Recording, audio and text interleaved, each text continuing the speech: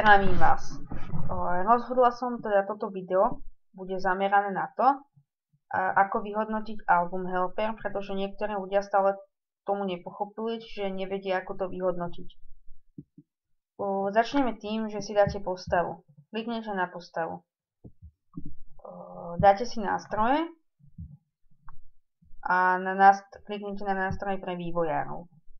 Počkáte chvíľku, zobrazí sa vám adresa. Túto adresu nepotrebujeme, pretože proste tá je zlá. Čiže dáte clear. Čiže kliknete na album a zobrazí sa vám taká adresa. Kliknete dvakrát. Pohni. Už to ide. Takto si to dáte na modro. A nejde vám posunúť, nerobte paniku, držte pravú šípku. Keď budete držať pravú šípku, tak vám to pôjde.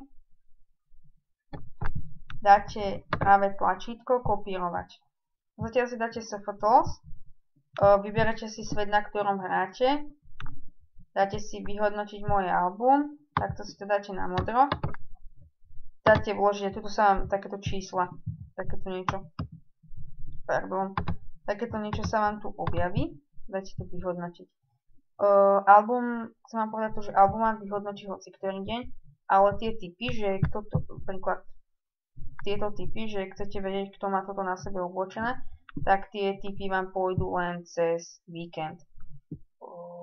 Ale ešte taká menšia rada, keď chcete ako stále plniť album, tak si SFTools obnovte nejak piatok večer, tak o 8, o 9, podľa toho, kedy chodíte spať. A majte to okno stále otvorené po celý týždeň a pôjde vám to proste cez celý týždeň a nemusíte čakať do piatka. Môže sa stať niekedy, že tie typy sú staré, že proste zaútočíte na toho človeka, čo si budete myslieť, že má tú vec, ktorú by ste chceli, ale nepôjde to, keď budete tak vo štvrtok, stredu. Ale väčšinou sa stáva to, že veľa hráčov má tie veci ešte stále po celý týždeň. Čiže toto bolo odo mňa také menšie video o tom, ako používať album Helper a dúfam teda, že vám toto video pomohlo.